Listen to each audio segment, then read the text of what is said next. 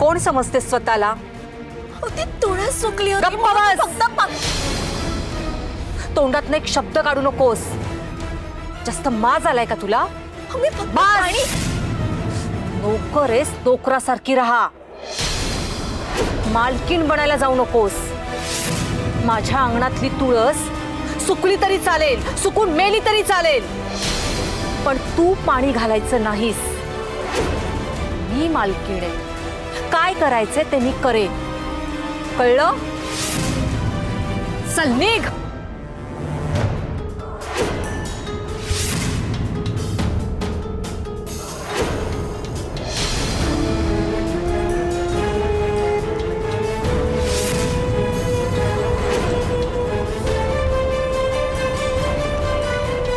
राणीला हात लावायची हिम्मत कशी झाली तुमची?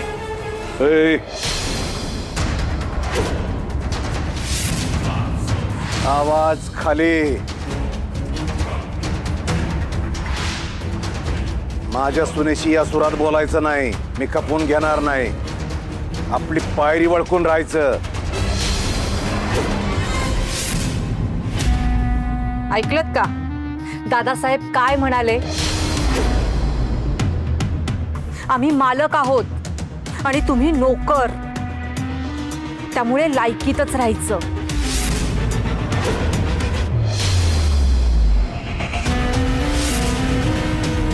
नाहीतर कपाळावर भिक्कारडे लिहून तुम्हा दोघांना गाढवावर बसून तुमची धिंड काढेल. मग आबांच्या मुलाची आणि सुनेची काय लायकी आहे हे गावातल्या लोकांना कळेल.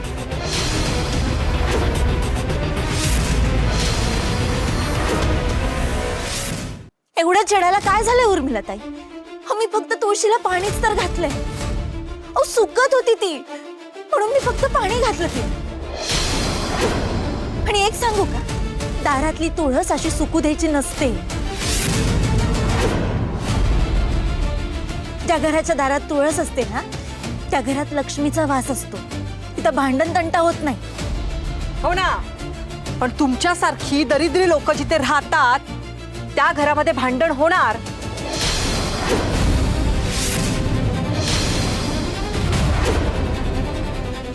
तुम्हा लोकांना आमचं सुख बघवत नाहीये. आणि काय ग, तू मला तुळशीचं महत्व सांगणार?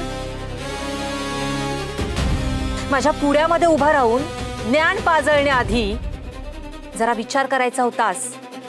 घरातली करती बाई तुळशीला पाणी घालते. तुमच्यासारखे दीड दमडीचे नोकर नाही. कळलं?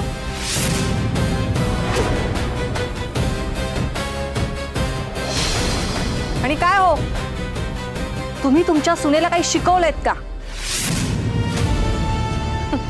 कशा शिकवाल? त्यासाठी तुम्हाला माहिती असायला पाहिजे ना. तुम्हाला काय जमतं? तोंड वर करून सगळीकडे मिरवायला. तुम्ही, तुमचा हा मुलगा आणि सून नोकर म्हणून सुद्धा काम करण्याच्या लायकीचे नाही आहात. पण आम्हाला उपकार करायची खूप हौस आहे ना. आणि तुमच्या या सुनेच्या कानात ओरडून सांगा, आमच्या घरातल्या महत्वाच्या गोष्टींमध्ये नाक खुपसायचं नाही. माझ्या अंगणातली तुळस सुकून गेली तरी चालेल, पण हिनं पाणी घालायचं नाही. ही सुकलेली तुळस हिला बघवत नसेल तर हिचे डोळे फोडून टाका. पण हिनं मला शिकवायला यायचं नाही. किती तुळस सुकल्या तरी त्या ठिकाणी आम्ही नवीन तुळस लावू.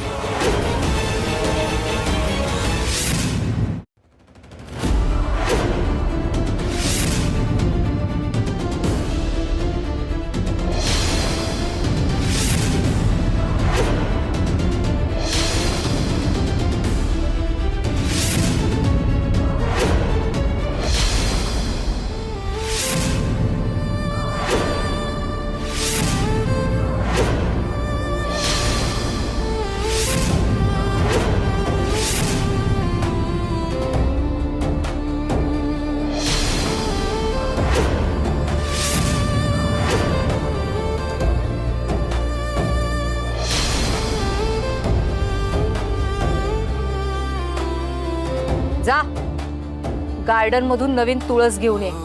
चल निघ.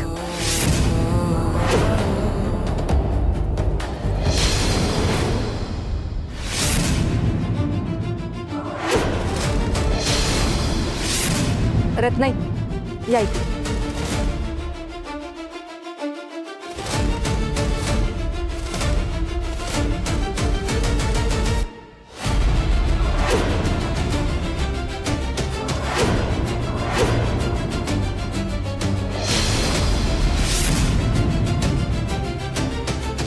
हे घ्या रत्नाई, हा मान तुमचा आहे.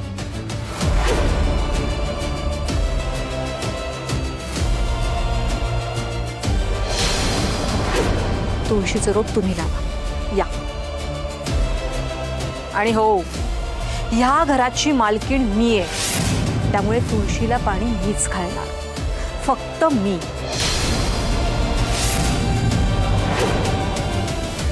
यापुढे नको तिथे हक्क गाजवायचा नाही.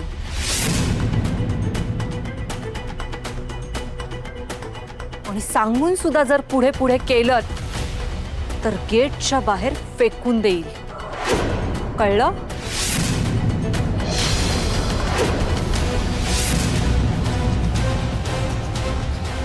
बघत काय बसलाय?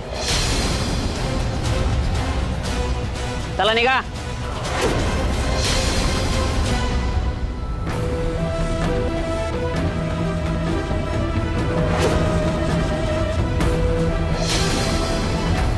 काय गरज होती नको तिथं नाक खुपसायची?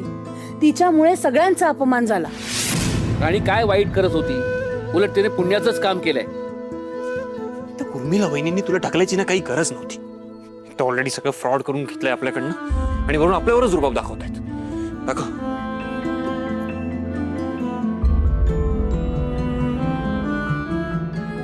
एकदा नाही सगळं परत मिळू दे, मग यांना दाखवतो मी काय ते. त्यांचं ऐकून घेतो म्हणून अति करतायत ते लोक. ऐका, सॉरी, जास्त दुखतंय का? थोडं थोडं दुखतंय.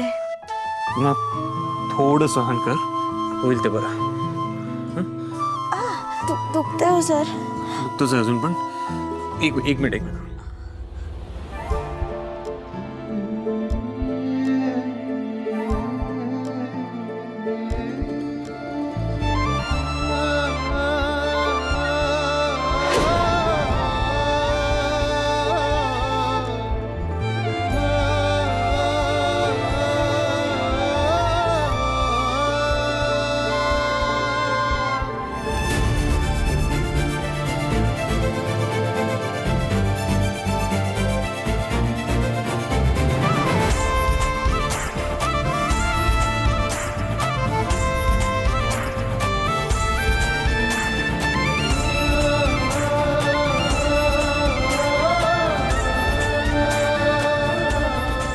आता बरं वाटतंय ना? सर तुम्ही एवढी काळजी करू नका. देवाने बायकांना खूप सोसण्याची ताकद दिली. हे तर छोटस लागलंय, एवढं काय नाही झालंय. तू म्हणतेस का तुला काही लागलं नाहीये, पण मला दुखतंय ना. काय काय म्हणालात तुम्ही? आय मीन म्हणजे हे सर तुम्ही ना थोडे दिवस अजून सोसा. हे सगळं खूप दिवस नाही टिकणार आहे हो. आणि मी तर ठरवलं, आज ते कागदपत्र शोधायचे आणि हाती लागले ना तर आपल्याकडेच ठेवून घ्यायचे, मग होईल सगळं ठीक. तू म्हणतेस ते सगळं पॉसिबल आहे ना? तुमचा आशीर्वाद असला ना तर मग सगळं पॉसिबल. नाही, आशीर्वाद हवाय ना, मग तर काय तुम्ही तुला असा देऊ शकतो. म्हणजे तुला जे काय हवंय ते सगळं तुला मिळू देत, तसा असतो. त्या महाराणीला सांगा 10 मिनिटं संपत आली आहेत. परत उशिरा गेलो म्हणून मला माझा अपमान नाही करून घ्यायचा आहे. सर मी आवडते.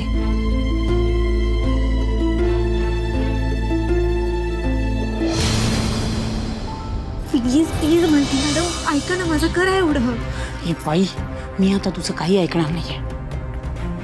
तुझं ऐकून ना मला माझा परत अपमान नाही करून घ्यायचा, कळलं? काहीच होणार नाही, मी सांगते ना. तुला नाही म्हटलेलं कळत नाही का ग?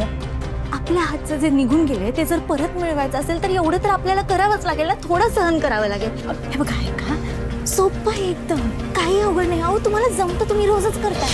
बरं जर पाहिजे असेल तर मी सुरुवात करून देते. हा तुम्ही पुढे सांभाळून घ्या मग. हा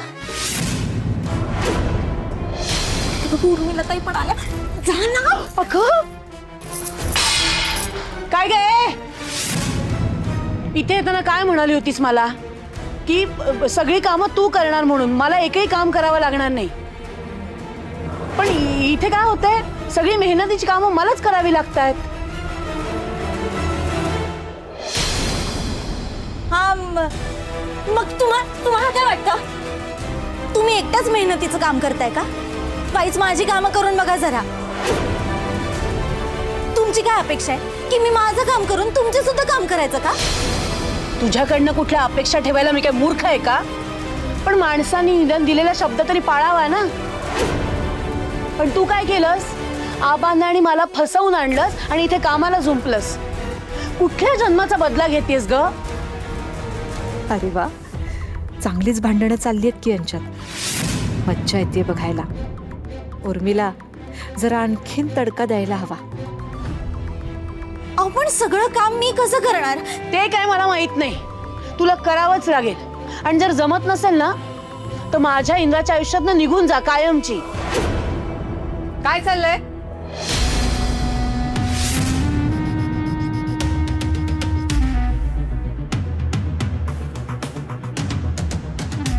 काय चाललंय तुमच्या दोघींचं?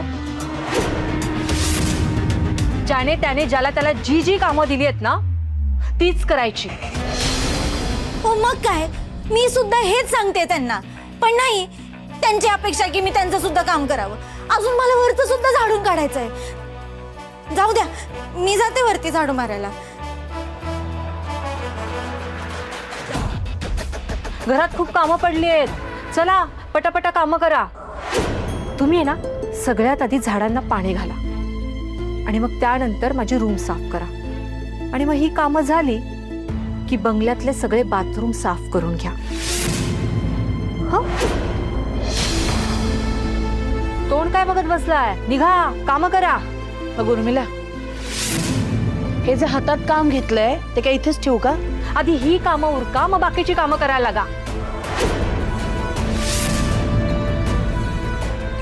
आणि हो, उर्मिला नाही हा, उर्मिला मॅडम म्हणायचं.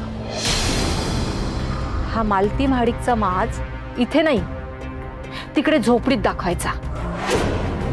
तुमच्या सासू सुनेच्या भांडणाने आहे ना माझं डोकं दुखायला लागलंय. हे सगळं करण्याआधी आहे ना माझ्यासाठी चहा बनवा. चला निघा.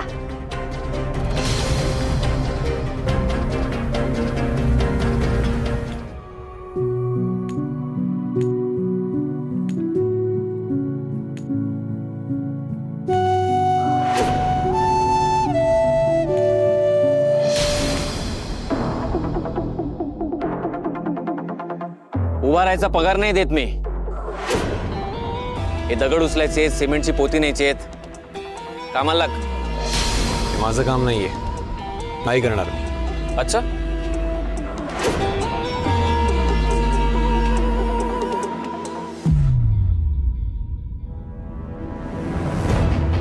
इथलं मालक कोणी विसरलास का? इथे कोणी काय काम करायचं हे मी ठरवतो आणि ते हक्क कोणालाच दिलेले नाही. त्याच्यामुळे जेवढं सांगितलंय तेवढं काम शांतपणे करायचं.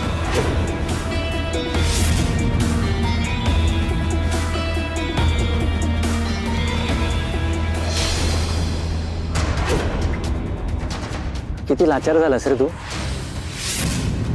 आधी असं माझ्यात फिरायचास, ऑर्डर्स द्यायचास, सगळे डिसिजन घ्यायचास, मला सर म्हणायला लावायचंस ना. आता कोण कोणाला सर म्हणते. कसा माज उतरवलाय तुझा.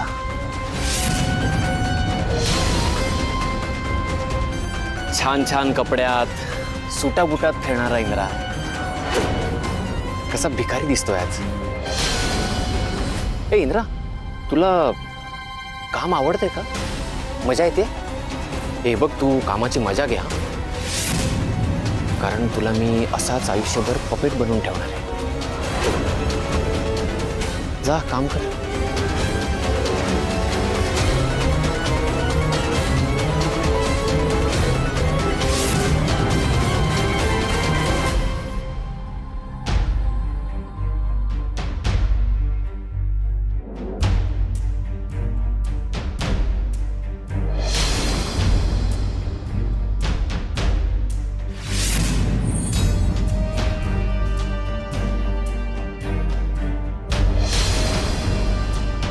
दादा, हे तुमचं काम झालं की संध्याकाळी मला छन्नी आणि हातोडी मिळेल का? मिळेल की.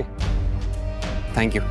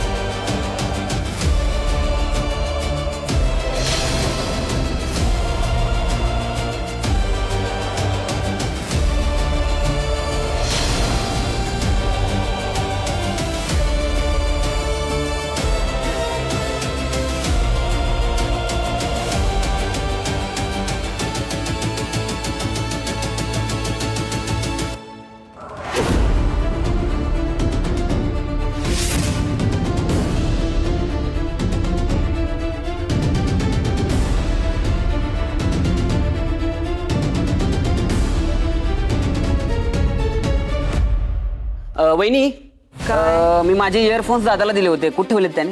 रूम मध्येच असतील. घेतो मी. हॅलो. अरे देवा, अजित विक्रांतच्या रूम मध्ये निघालाय आणि राणी तिथेच आहे. मला काहीतरी करायला हवं.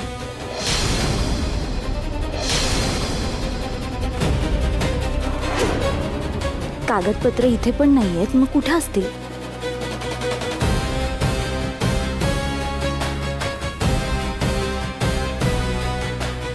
अरे हो हो, पाठवतो. तेच करत होतो मी. हो, चालेल. अजित, तुमचं काय आता मध्ये मध्ये? बाजूला वा. नीट बोलता येत नाही? हा? अरे म्हणजे मोठी आहे ना तुझ्यापेक्षा, असं का बोलतोयस? नीट बोल ना. मग कसं बोलू? रिस्पेक्ट देऊ? असं काय मोठं काम केलं तुम्ही रिस्पेक्ट द्यायला? तुझ्यासाठी काहीतरी केलंच असेल ना? हो. डोक्यात जाऊ नका. बाजूला वा म्हटलं ना. रस्ता सोडा.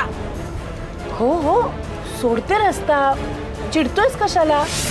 अरे तुझ्या काळजीपोटी चालले ना. हे बघ, आल्याचा चहा घेऊन आली आहे. तुला आवडतो ना म्हणून आणलाय. घे.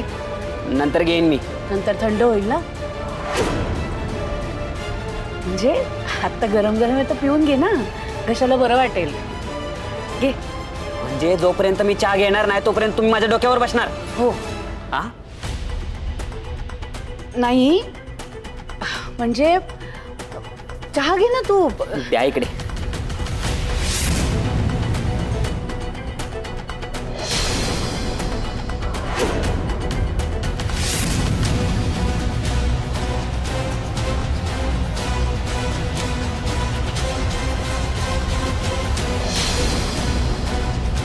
राणी आवर लवकर. बाहेर पड बाई. यापेक्षा जास्त वेळ मी नाही थांबवू शकणार त्याला.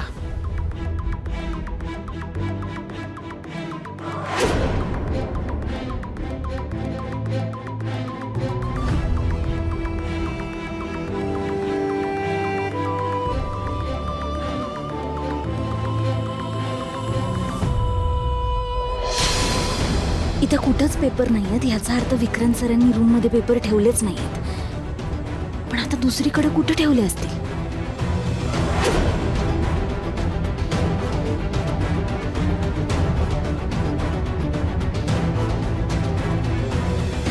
झाला चहा पिऊन?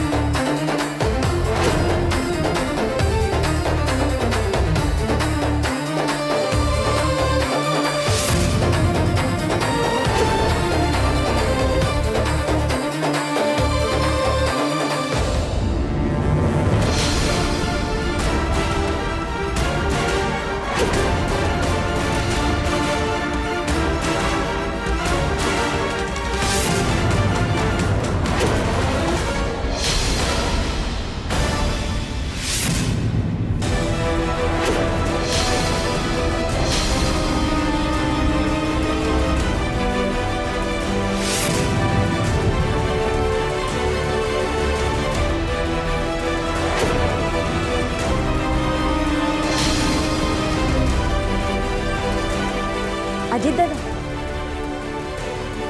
काय झालं हो? असं का बघत होतात? कुठे काय नाही. नाही ते जरा गोंधळलेले वाटलात ना म्हणून विचारलं. काय झालंय का? असं काय नाहीये. उलट मी खूप खुश आहे. तुमच्यासारख्या माणसांना लायकीत ठेवता येते मला. तुम्हाला एक सांगू का? तुम्ही आता जे काय वागताय ना त्या गोष्टीचा एकदा नीट विचार करा. नाही असं नको व्हायला की पुढे जाऊन पश्चाताप करावा असं वाटत की नियती माफी मागण्याची सुद्धा संधी देणार नाही. ए मला ज्ञान नको देवा. तुझं ज्ञान तुझ्यापाशीच ठेव. नाही नाही शिकवत नाहीये मी तुम्हाला. तुम्ही खूप हुशार आहात. फक्त मला एवढंच म्हणायचंय की लहानपणापासून ज्या माणसाने तुम्हाला सांभाळलं, जो माणूस तुमच्या पाठीशी खंबीरपणे एवढ्या वर्ष उभं राहिला, त्या माणसाला तुम्ही सल्यूट करायला लावते.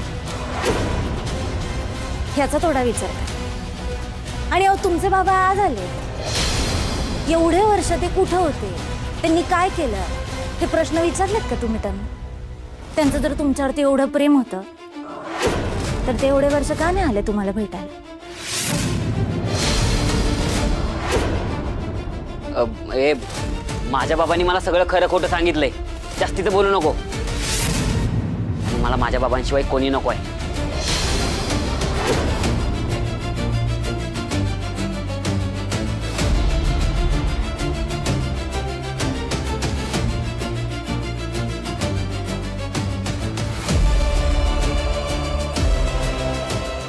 अजितदादा खरे एवढे वाईट नाही आहेत, पण हे सगळं त्या दादासाहेबांमुळे होते.